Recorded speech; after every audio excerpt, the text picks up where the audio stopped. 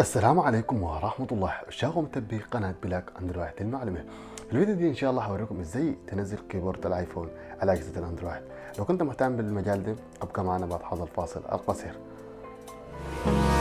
Hold me close till I get up. Time is barely on our side. I don't wanna waste what's left. أعزائي المشاهدين، لو ما كنت مشترك في القناة يا ريت تشترك في القناة وتفعل زر الجرس عشان تصلك كل ما هو جديد وحصري على قناتنا. والآن أعزائي المشاهدين ننتقل إلى الخطوة الثانية. أول شيء إنك تقوم بتحميل الملفين الموجودات قدامك زي ما أنت شايف.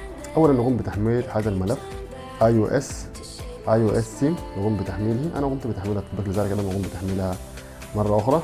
وبعدها سوف نقوم بتحميل تطبيق سمارت كيبورد برو. والآن أعزائي المشاهدين بعد تثبيت التطبيق تظهر لنا بهذا الشكل كما هو موضح هذا الشكل.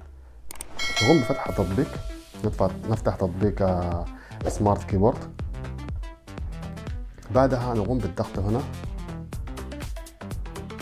ثم نقوم بتفعيل الخيار الأخير الموجود سمارت كيبورد.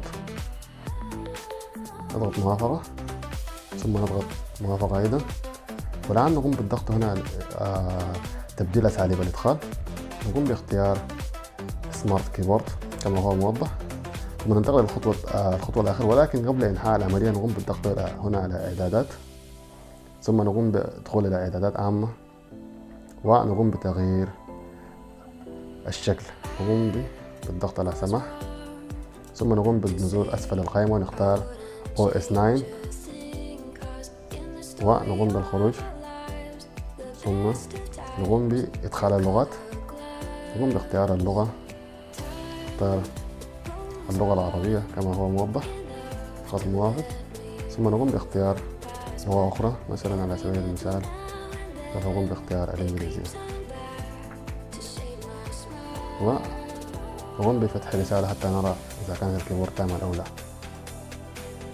كما تشاهدون أعزائي المشاهدين الكيبورد يعمل بصورة جميلة وسلسة.